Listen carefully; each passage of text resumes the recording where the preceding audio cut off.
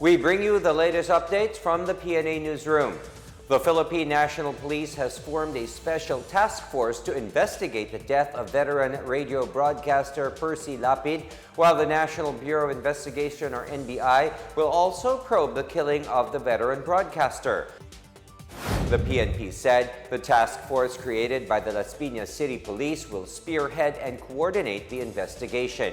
NCRPO Chief Brigadier General Jonel Estomo said he has given police 24 hours to shed light on the matter and solve the case.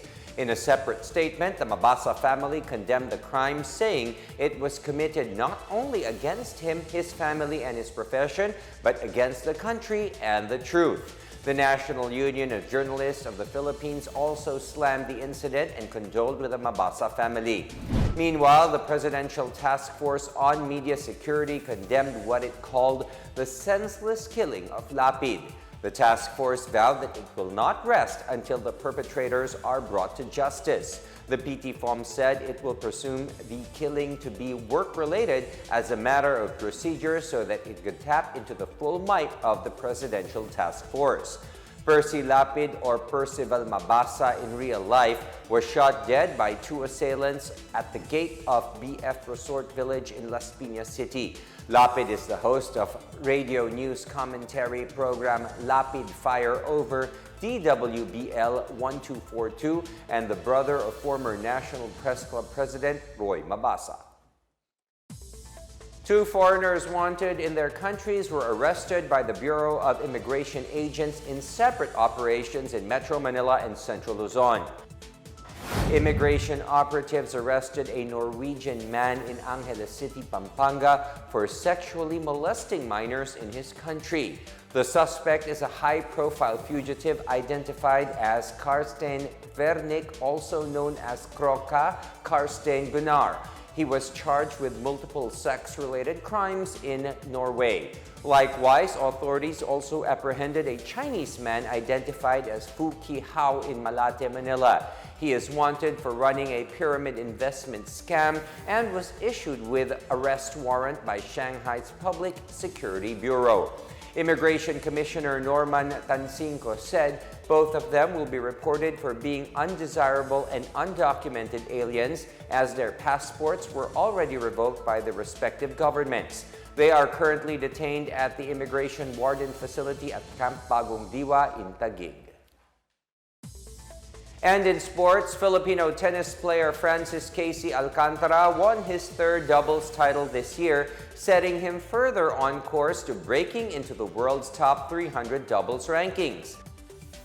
Alcantara and partner Pruchia Isaro of Thailand defeated Yu Shou-su of Chinese Taipei and Wishaya Trong Charoen Chaikul of Thailand at the $25,000 Hai Dang Cup in Tay Ninh City, Vietnam over the weekend.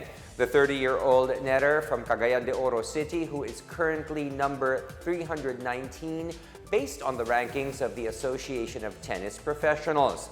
Alcantara won his first title last June after pairing with Vietnam's #1 player and SEA Games single gold medalist Nam Huang at the Hai Dang Cup Week 2 event. In May, Alcantara secured the doubles plum with Colin Sinclair of Northern Mariana Island at the ITF World Tennis Tour event in Cairo, Egypt.